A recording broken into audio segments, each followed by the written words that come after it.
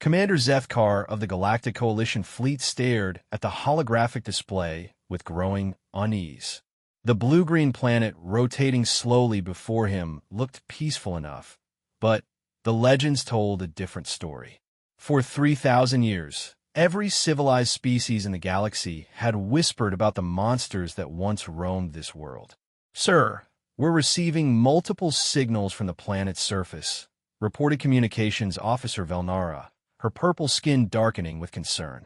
"They appear to be primitive radio transmissions." Zethkar's four eyes narrowed. According to the ancient records, this planet called Earth had been sterilized by the Hegemony Empire over 3 millennia ago. Nothing should have survived the orbital bombardment that turned continents to glass and boiled the oceans. "Impossible," he muttered, his scaled hands gripping the command chair. The hegemony left nothing alive down there. The bridge fell silent, except for the soft hum of the ship's systems. Every crew member knew the stories. The monsters called humans had been the stuff of nightmares for generations. Parents across the galaxy still frightened, misbehaving children with tales of the pale, bipedal creatures that refused to die, that fought with such savagery that entire star systems had fallen before them. Lieutenant Crixtal, a young Vorthan with nervous tremors in his tentacles, spoke up hesitantly. "Commander, perhaps the signals are just echoes? Electromagnetic ghosts from the old civilization." "No," Vulnera interrupted, her voice tight with fear. "These are live transmissions. Music, voices, something they call television broadcasts. Sir, there are billions of them down there." The command deck erupted in panicked chittering and clicks as the crew processed this information. Zethkar felt his stomach drop. If humans had somehow survived, if they had rebuilt their civilization, then the Coalition had walked into a trap that could doom them all. Dr. Maranthia, the ship's xenobiologist, approached the command chair with her portable scanner in hand. "Commander, I've been analyzing the atmospheric readings. The planet is not just inhabited, it's thriving. Oxygen levels are higher than they were before the bombardment. The entire ecosystem has regenerated." "How is that possible?" Zethkar demanded. "I don't know, sir. By all the laws of physics and biology, it shouldn't be. The hegemony used quantum disruptor weapons. They should have rendered the planet uninhabitable for at least 50,000 years." On the main screen, telescopic images began to resolve, showing vast cities glowing with artificial light, massive metal birds soaring through the atmosphere, and strange geometric patterns that could only be agricultural fields. The planet teemed with activity. "Sir," Vulnara called out again, her voice barely above a whisper. "I'm detecting something else. Artificial satellites. Hundreds of them. And, Commander, some of them are moving toward us." Zethkar's blood ran cold. The legends spoke of human cunning, of their ability to turn any tool into a weapon. Battle stations. Ray shield. The crew scrambled to their positions, but deep down, every being on the ship knew they were already dead. The monsters of legend were real. They had survived the unsurvivable, and now the Coalition had announced their presence like prey walking into a predator's den. As alarms blared throughout the ship, Zethkar couldn't help but remember his grandmother's word from when he was just a hatchling. "The humans don't just kill you, little one. They make you hope first. They make you believe you might escape. Then, they show you that hope was always an illusion." On the scanner, 3 of the satellites had changed course and were accelerating toward their position at impossible speeds. Whatever the humans had become in their 3,000 years of supposed extinction, Zethkar realized with growing horror that the legends had not prepared them for the reality they now faced. The first satellite was now close enough for detailed scans, and what they revealed made Zethkar's 4 hearts skip a beat. It wasn't just a satellite. It was a weapon platform, bristling with energy signatures that his ship's computer couldn't even classify. And painted on its hull in primitive human script were words that sent a chill through every translator on the ship. "Welcome to Earth. Please state your intentions or prepare for immediate termination." The monsters weren't just alive. They were waiting. The silence on the Coalition bridge was broken by a new sound that made every crew member's blood freeze. Laughter. Human laughter, transmitted directly through their communication systems without any attempt at encryption or formal protocols. Well, came a voice, speaking perfect galactic standard despite the impossibility of that knowledge. A coalition fleet. Haven't seen one of those in what, 3,000 years? Give or take a century. Zethkar forced himself to speak, though his voice cracked slightly. This is Commander Zethkar of the Coalition Exploration Fleet. We are conducting a routine survey of this system. We mean no harm. The laughter resumed, joined by other voices in the background. Routine survey? Oh, that's rich. Tell me, Commander, what exactly were you surveying? Looking for signs of the extinct human race, perhaps? Checking to see if the big bad monsters were really dead. Dr. Maranthia stepped forward, her scientific curiosity overriding her fear. How do you speak our language? How did you survive the hegemony bombardment? According to our records, your entire species was eliminated. Your records, the voice replied with obvious amusement, are adorably incomplete. My name is Captain Sarah Chun, representing the Terran Defense Network. And, yes, before you ask, I am human. We all are down here. All 12 billion of us. 12 billion. The number hit the bridge crew like a physical blow. The Coalition's entire military force numbered barely 10 million beings across all species combined. But the quantum disruptors, Dr. Maranthia stammered. The planetary bombardment. Your cities were turned to glass. Oh, they did their job all right, Captain Chin replied, her tone becoming darker. Killed about 7 billion of us in the first hour. Turned our most beautiful cities into craters. Made the oceans boil. It was quite the light show. Lieutenant Crickstow's tentacles were now shaking uncontrollably. Then, how do we survive? Simple. We went underground. Way underground. While your hegemony friends were busy melting the surface, we were digging. Humans are very good at digging when we're motivated. And watching our families burn from orbit was extremely motivating. On the main screen, more objects were rising from Earth's atmosphere. Not satellites this time, but ships. Sleek, predatory vessels that moved with a grace that defied physics. Captain Chun continued her explanation with the casual tone of someone discussing the weather. See, the thing about humans is we're really bad at staying dead. We spent 3,000 years down there in the dark, planning, building, evolving. The radiation that was supposed to kill us, we adapted to it. Made us stronger, actually. More resilient. The toxic atmosphere, we learned to breathe it.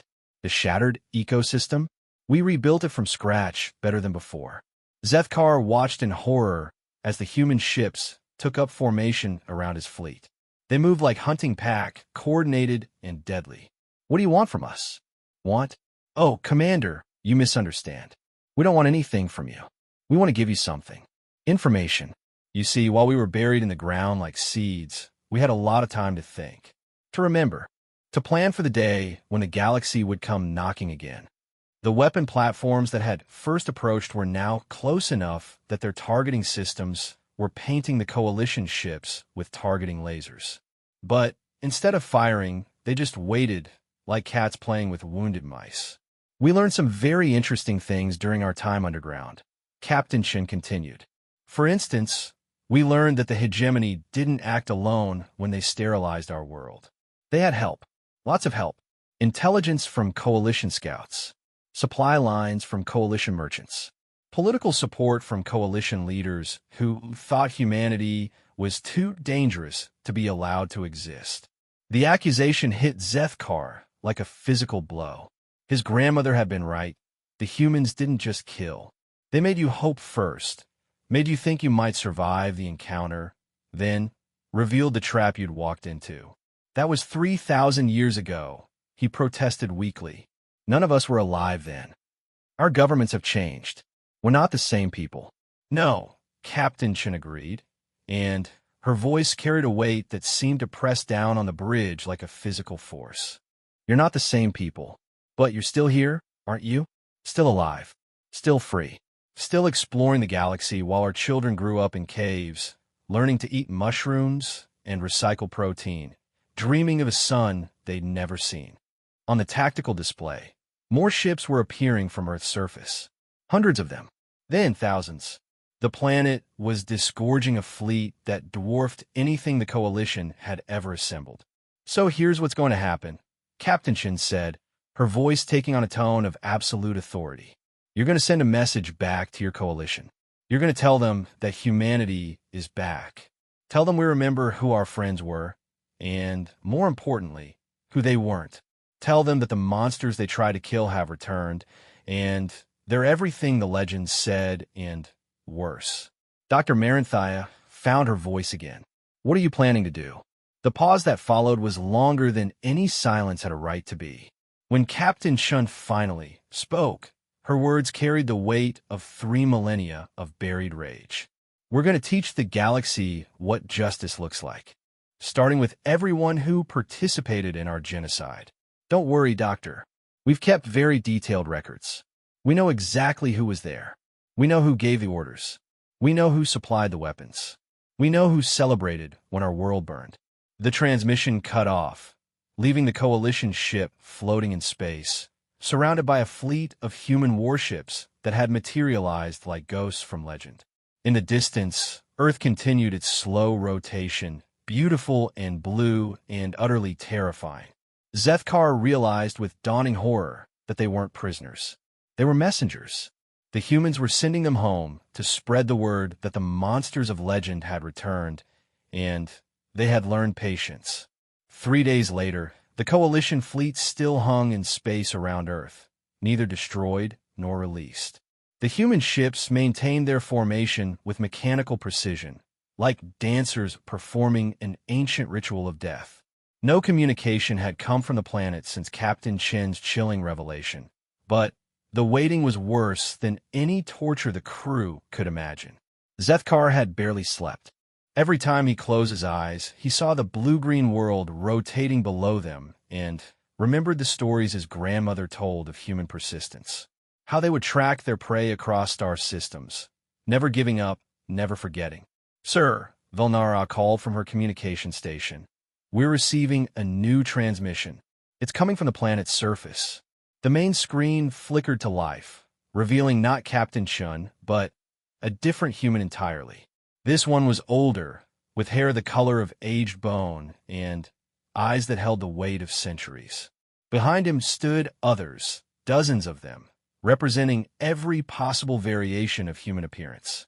Some bore obvious signs of genetic adaptation, enhanced musculature, modified respiratory systems, eyes that gleamed with artificial light. I am Director Marcus Webb of the Terran Collective Memory Archive, the man said, his voice carrying an authority that made even Zethkar straighten in his chair. For the past 72 hours, we have been reviewing our records regarding your specific ship and crew. The results are illuminating. Dr. Maranthia stepped forward, her scientific curiosity overwhelming her terror. Records?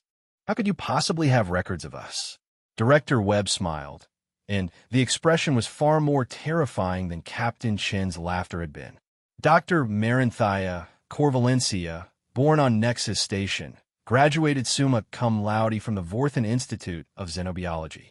Your doctoral thesis was titled Evolutionary Adaptations in Post-Bombardment Ecosystems, Learning from the Human Extinction Event.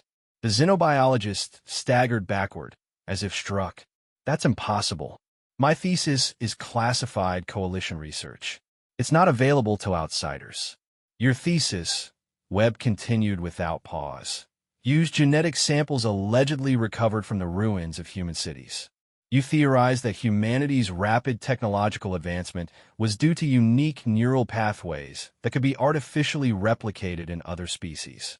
You recommended harvesting genetic material from human remains to enhance Coalition military forces. The bridge fell into stunned silence. Dr. Maranthia's purple skin had turned nearly white. Those samples were already dead when we found them. We weren't desecrating graves. We were conducting legitimate research. Lieutenant Krixtal Morduvan, Webb continued, turning his gaze to the trembling Vorthan. Your grandfather, Admiral Krixtal Shindovan, commanded the 7th Coalition Fleet during what your histories call the Pacification Campaign. He was directly responsible for providing targeting coordinates for the bombardment of human agricultural colonies on Europa and Titan. Krickstall's tentacles went rigid with shock. That's my grandfather died fighting pirates. He was a hero. Your grandfather, Webb said with deadly quiet, killed 2 million human civilians, including 30,000 children under the age of 10. We have the communications logs. We have the targeting data. We have recordings of him celebrating with his officers as our colonies burned. One by one, Webb read through the crew manifest, revealing connections to the ancient genocide that none of them had known existed. Family members who had served on hegemony supply ships. Ancestors who had voted in coalition assemblies to approve the bombardment. Corporate executives in their bloodlines who had profited from selling weapons to the hegemony. Commander Zethkar felt his world crumbling around him. This is impossible. You're talking about events that happened 3,000 years ago. How can you have such detailed records? Memory, Commander, is perhaps the most human trait of all. We remember everything.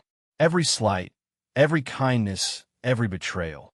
While other species move on and forget, we carve our pain into our souls and pass it down through generations. We built monuments to our dead in the deepest caves. We taught our children the names of every human who died in the bombardment. We never forgot who killed us. Behind Webb, the assembled humans began to move, and Zethkar realized they were not just standing there randomly. They were arranged in groups, thousands of them visible on the screen, each group representing a different world that had been destroyed. But memory alone isn't enough, Webb continued. Memory needs purpose.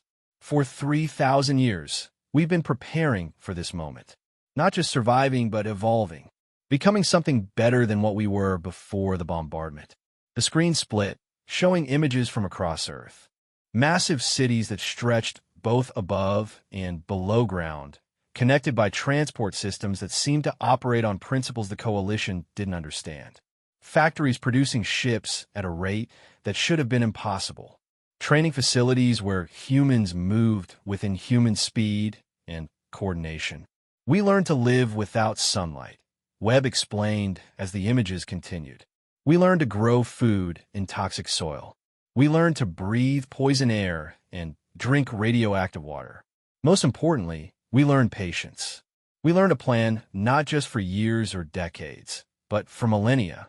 Dr. Maranthia found her voice. The mining station Kepler 442b hummed with quiet efficiency as Dr. Sarah Chen finished her evening rounds through the research labs.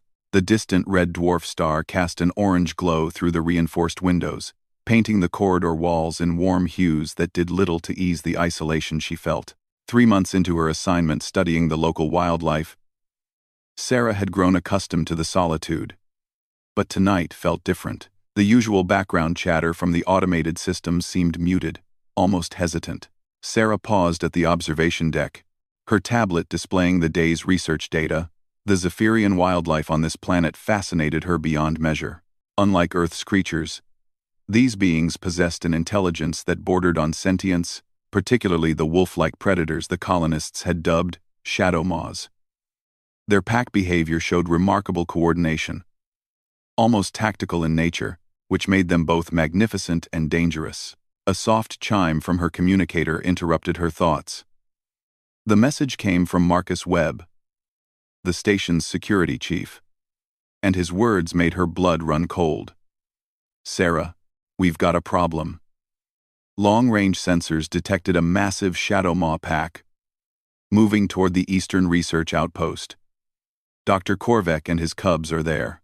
Dr. Korvek was a Rillan scientist, one of the few alien researchers working alongside humans in the frontier territories. His species resembled a cross between Earth's wolves and bears, standing nearly 7 feet tall with thick fur and intelligent golden eyes. What made this situation particularly urgent was that Korvek had brought his young cubs to the outpost for their first field experience. Rillan cubs were precious beyond measure to their species, and losing them would be catastrophic for diplomatic relations between humans and Rillans. Sarah's mind raced as she absorbed the implications.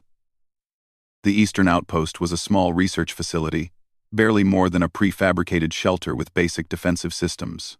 It was designed for studying plant life and soil composition, not for withstanding a coordinated attack from apex predators. The outpost's energy barriers could repel individual creatures, but a full pack of shadow maws would overwhelm them within minutes. She rushed to the command center where Marcus was coordinating with the outpost. The holographic display showed the tactical situation in stark detail. Dozens of red dots representing the shadow maw pack were converging on the outpost's position from multiple directions. The pack's movement patterns suggested a level of strategic thinking that chilled Sarah to the bone. These weren't mindless beasts driven by hunger. They were intelligent hunters, executing a coordinated assault. "How long until they reach the outpost?" Sarah asked, her voice steady despite the fear gnawing at her stomach. Marcus's weathered face was grim. 40 minutes.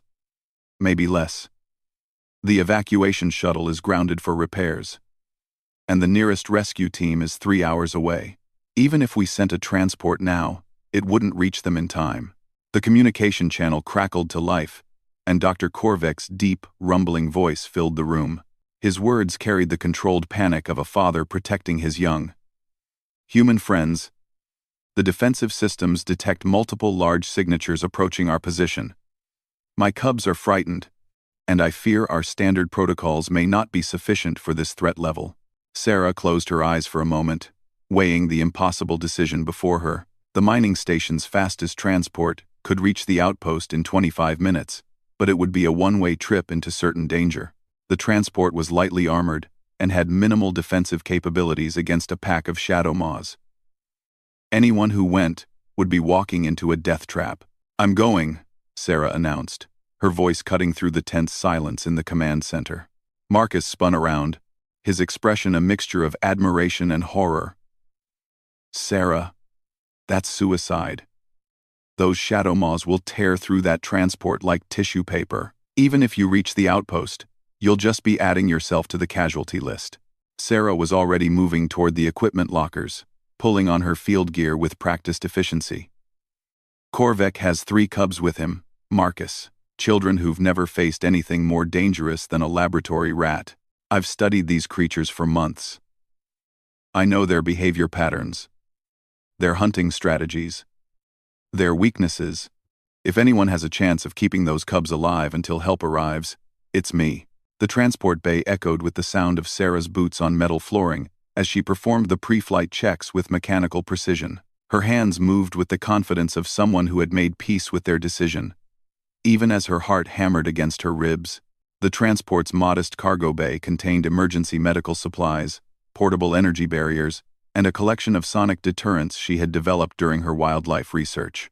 As the transport's engines hummed to life, Sarah opened a communication channel to the outpost. "Dr. Korvek's voice carried across the void between them, heavy with the weight of impending doom. "Dr. Chen, my scanners show you approaching in a transport vessel. Please, you must not endanger yourself for our sake. My species accepts the risks of frontier research." "Korvek, I'm not doing this just for you," Sarah replied, her voice steady as she guided the transport through the planet's turbulent atmosphere. "I'm doing this because it's the right thing to do. Humans don't abandon their friends when they're in trouble, regardless of what species they belong to." The eastern outpost appeared on her view screen as a small cluster of lights against the darkening landscape. From this distance, it looked peaceful and secure, but Sarah's sensors told a different story. Heat signatures were moving through the surrounding forest like ghosts, dozens of them, all converging on the fragile sanctuary where a frightened father was trying to protect his children. Sarah's transport touched down just as the first shadow maw emerged from the tree line. The creature was magnificent and terrifying in equal measure, standing nearly 4 feet at the shoulder, with sleek black fur that seemed to absorb light. Its eyes glowed with an intelligence that made Sarah's skin crawl. And when it opened its mouth to issue a low hunting call, she could see rows of razor-sharp teeth, designed for tearing flesh from bone. Dr. Korvek met her at the outpost's entrance, his massive frame somehow managing to convey both gratitude and despair. Behind him, 3 small Rillan cubs huddled together, their golden eyes wide with terror as they sensed the approaching danger. The cubs couldn't have been more than adolescents by human standards, their fur still bearing the lighter coloration of youth. "Dr. Chen, I am grateful beyond words for your courage, but I fear we have merely added another tragedy to this night," Korvek rumbled, his voice heavy with the weight of responsibility. "The defensive systems show 47 distinct heat signatures surrounding our position. Even if we had a full military squad, the odds would be overwhelming." Sarah looked at the cubs and felt something primal stir within her chest. These weren't just alien children. They were innocents who deserved a chance to grow up and see the wonders the universe had to offer. The thought of them being torn apart by predators while she stood by helplessly was unacceptable. "Then we don't play by their rules," Sarah said, her voice taking on a tone that surprised even her with its determination. "I've been studying pack behavior for months. Shadow Maws are intelligent, but they're also predictable. They follow specific hierarchical patterns, and every pack has an alpha that coordinates the hunt. If we can identify and neutralize the alpha, the rest will fall into confusion." The outpost shuddered as something heavy struck the outer walls. Through the reinforced windows, Sarah could see dozens of yellow eyes reflecting the facility's emergency lighting. The Shadow Maws were testing the defenses, probing for weaknesses with the patience of experienced hunters who knew their prey had nowhere to run. Korvek's cubs whimpered softly, pressing closer to their father as the sounds of the encircling predators grew louder. Sarah knelt down to their level, meeting their frightened gazes with calm determination. Despite the language barrier, her tone conveyed reassurance and strength. "It's going to be okay," she whispered, not knowing if they could understand her words, but hoping they could sense her intent. "I won't let anything happen to you." As if in response to her promise, the largest Shadow Maw Sarah had ever seen emerged from the forest. This creature was clearly the alpha, standing nearly 5 feet tall with scars crisscrossing its hide that spoke of countless battles for dominance. When it looked directly at the outpost, Sarah felt the weight of its intelligence pressing against her like a physical force. The siege had begun, and Sarah realized that the next few hours would determine whether 3 innocent lives would see another sunrise. The outpost's emergency lighting cast eerie shadows through the reinforced windows as Sarah studied the tactical display on her portable scanner. The Shadow Maw pack had arranged itself in a perfect encirclement, with smaller groups positioned at strategic intervals, while the massive alpha maintained its position directly in front of the main entrance. The formation spoke of intelligence that went far beyond mere animal instinct. "Their behavior patterns are fascinating," Sarah murmured to herself, her scientific mind unable to completely suppress its curiosity even in the face of mortal danger. "Look at this formation, Korvek. They've positioned scouts at every possible escape route while maintaining a reserve force that can respond to any breakout attempt." Dr. Korvek's golden eyes reflected both admiration and confusion at Sarah's ability to remain analytical under pressure. His own species was brave in combat, but this human's calm examination of their dire situation bordered on the incomprehensible. "Dr. Chen, while I appreciate your scientific observations, perhaps we should focus on immediate survival strategies?" Sarah nodded, forcing herself to shift from researcher mode to survivor mode. The outpost's defensive systems were designed to repel individual predators or small groups, not a coordinated assault from nearly 50 intelligent hunters. The energy barriers would hold for perhaps 30 minutes under sustained assault, and the sonic deterrence would be useless once the Shadow Maws adapted to their frequencies. One of the cubs, a small female with distinctively patterned fur, approached Sarah cautiously. The young Rillan's eyes held a mixture of fear and curiosity as she examined the strange human who had risked her life to help them. Sarah knelt down and extended her hand slowly, allowing the cub to sniff her scent and assess her intentions. "She's brave," Sarah said softly, as the cub tentatively touched Sarah's hand with her nose. "What's her name?" "Lyra," Korvek replied, his voice heavy with parental pride and fear. "She is the most curious of my offspring, always asking questions about the universe and its mysteries. She reminds me much of human scientists in her insatiable desire for knowledge."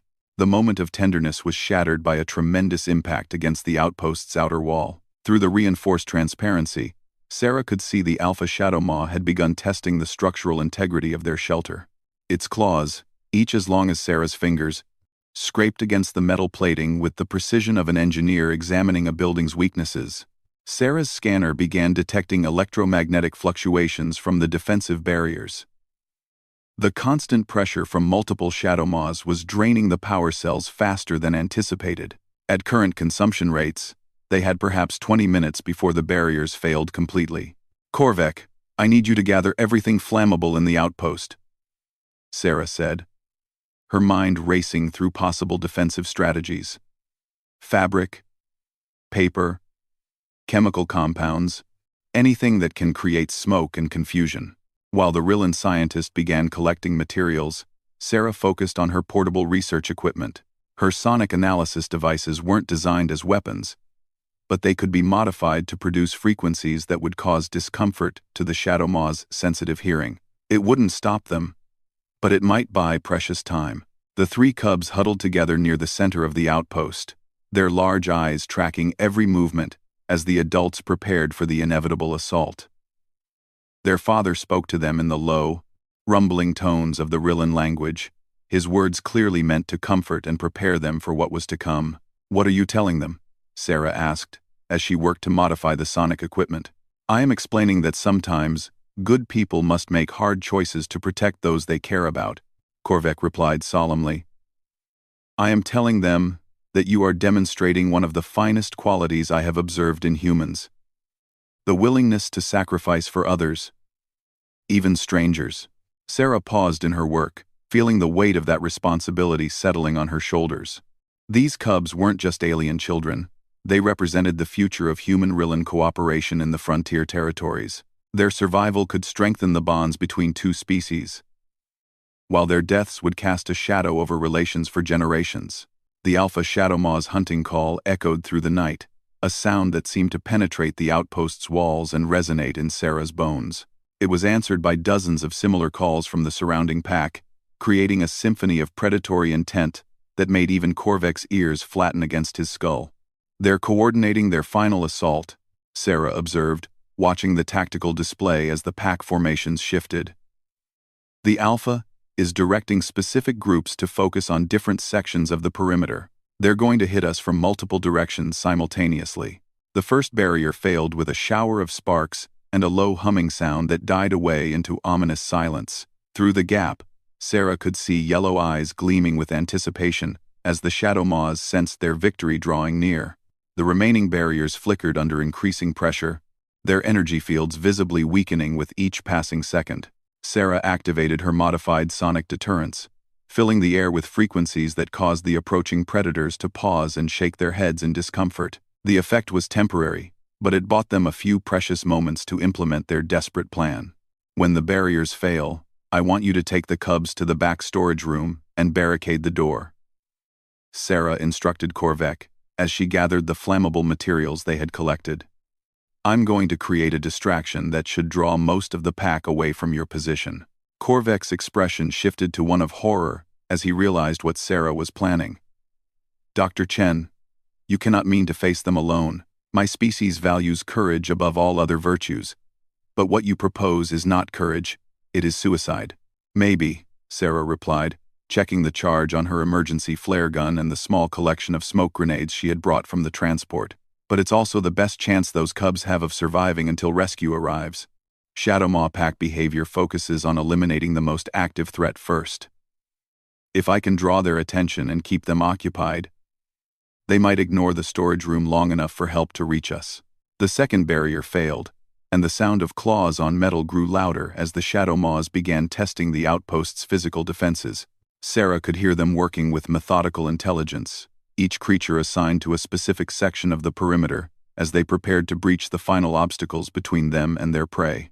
Little Lyra approached Sarah one final time, her small hand reaching out to touch the human's arm. Despite the language barrier, her gesture conveyed gratitude and an understanding that transcended species boundaries. Sarah knelt down and gently stroked the cub's fur, memorizing the feeling of trust and innocence that radiated from the young Rillan. "Take care of her," Sarah whispered to Korvek as the final barrier began to flicker and fail. "Take care of all of them. Make sure they grow up to build bridges between our peoples." The last energy field collapsed with a sound like breaking glass, and the Alpha Shadow Maw's massive form filled the doorway as it led the pack's charge into the outpost.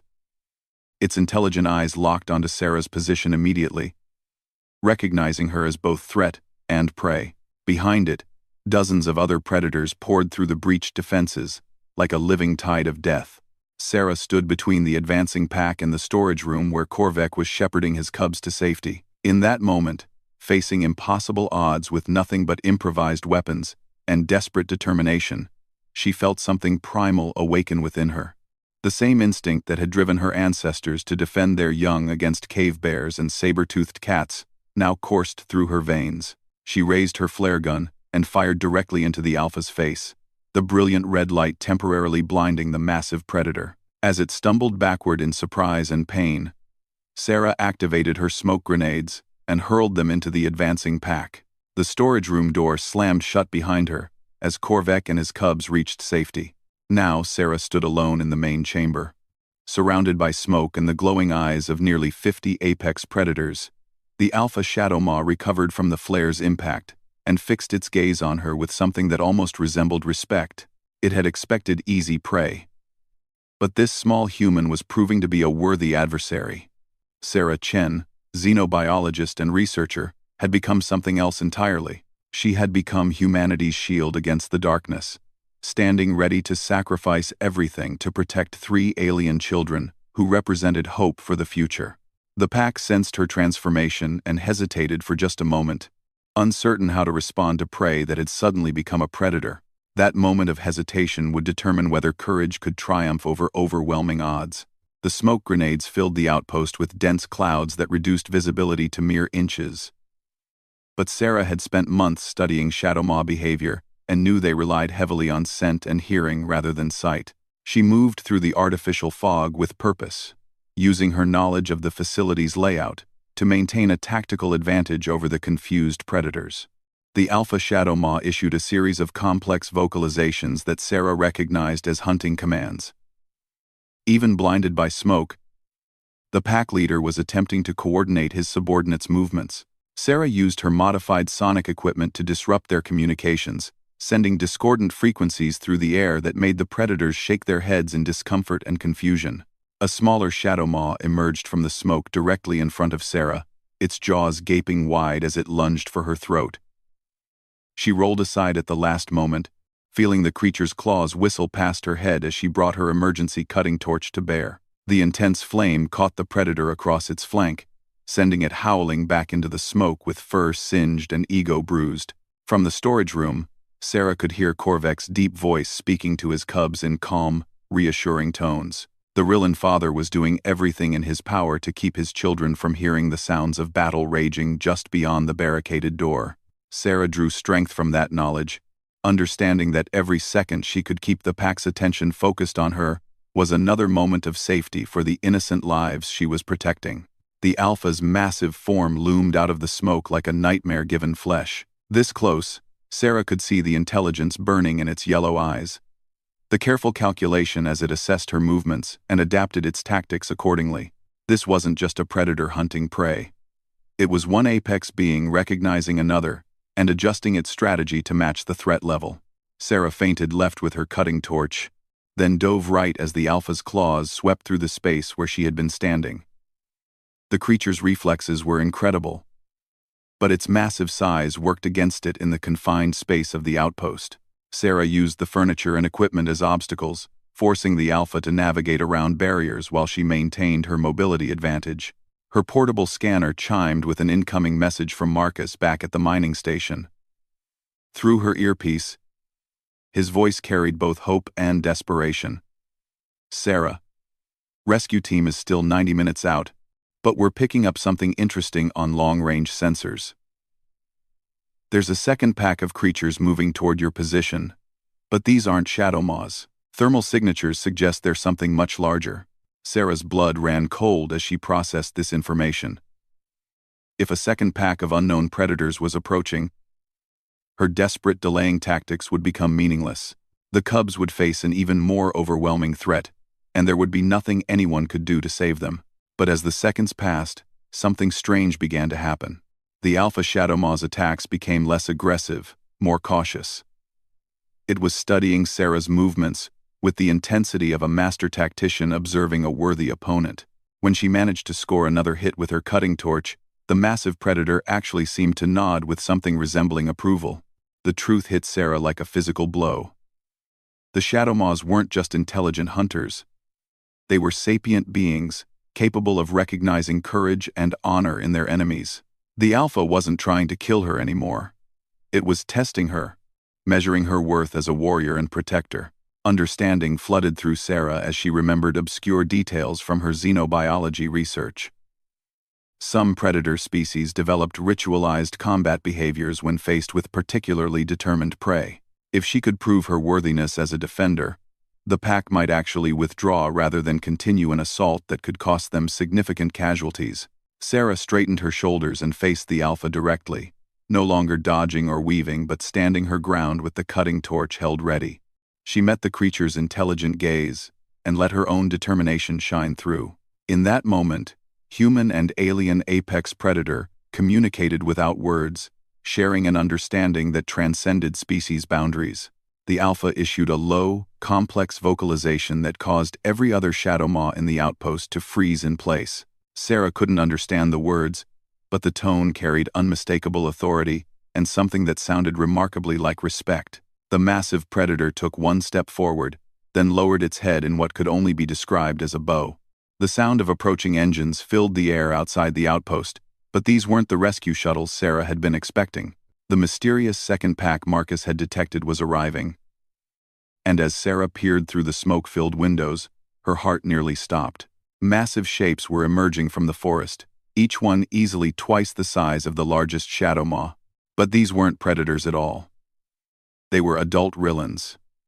Dozens of them. Armed with advanced weapons and moving with military precision. Dr.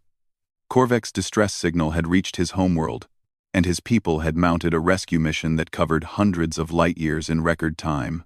The Alpha Shadow Maw turned toward the windows, its keen senses detecting the approaching force. For a moment, Sarah thought the standoff would collapse into violence, as two groups of apex beings faced each other across the battlefield. But the pack leader made a decision that would be remembered in both human and Rillan records for generations to come. With a series of commanding calls, the Alpha ordered its pack to withdraw. One by one, the Shadow Maws melted back into the smoke and disappeared through the breached defenses. They moved like ghosts, their retreat as coordinated and intelligent as their assault had been. Within minutes, the outpost was empty except for Sarah and the family she had risked everything to protect. The storage room door burst open, and Korvek emerged with his cubs close behind him. Little Lyra ran straight to Sarah, her small arms wrapping around the human's legs, in a gesture of gratitude that needed no translation. The other cubs followed suit, their fear replaced by admiration for the strange being who had stood between them and certain death. "Dr. Chen," Korvek rumbled, his voice thick with emotion. "I have served in many conflicts across the galaxy, but I have never witnessed courage such as yours. You faced impossible odds to protect children who were not even your own species. This act will be recorded in our histories as an example of the finest qualities intelligent beings can possess." The Rillan rescue force surrounded the outpost within minutes, their advanced medical scanners ensuring that none of the survivors had sustained serious injuries. The team leader, a scarred veteran named Commander Thrix, approached Sarah with obvious respect in his golden eyes. "Human Sarah Chen," he said formally. "The Rillan Confederacy owes you a debt that can never be fully repaid. You have saved not just 3 young lives, but the future relationship between our peoples. Your actions tonight have proven that humans possess a protective instinct that makes them worthy allies in the dangerous regions of space." As the rescue teams evacuated the damaged outpost, Sarah found herself looking back toward the forest where the Shadow Maw pack had disappeared. Somewhere in those dark trees, an alpha predator was leading its followers back to their hunting grounds, carrying with it a new understanding of human courage and determination. The cubs would grow up to become ambassadors between their species and humanity, carrying stories of the day a lone human stood against impossible odds to protect them. Little Lyra would eventually become a renowned xenobiologist herself, inspired by Sarah's example to to study the complex relationships between intelligent species across the galaxy. Back on Earth, Sarah's report would revolutionize humanity's understanding of predator intelligence and interspecies conflict resolution. But more importantly, her actions that night would establish a precedent for human behavior that would echo through the centuries. When innocent lives are threatened, humans don't calculate odds or weigh strategic advantages. They step forward, shield the vulnerable, and dare the darkness to try to pass. The Shadowmaw Pack's withdrawal became legendary among frontier colonists, proof that even the most dangerous predators could recognize and respect true courage. And in the deepest regions of space, where humans continued to push the boundaries of exploration and discovery, the story of Sarah Chen became a beacon of hope for anyone facing impossible odds. Some fights cannot be won through superior firepower or advanced technology. Sometimes, the only weapon that matters is the willingness to stand between evil and innocence, regardless of the cost. On that night, in a damaged research outpost on a distant world, humanity proved once again why they had earned their place among the stars. The cubs were safe. The pack had withdrawn, with honor intact. And the universe had witnessed something that would be remembered long after the last star burned out, the sight of a human being who refused to yield when protecting those who could not protect themselves. In the end, that was what made humanity truly exceptional among the species of the galaxy.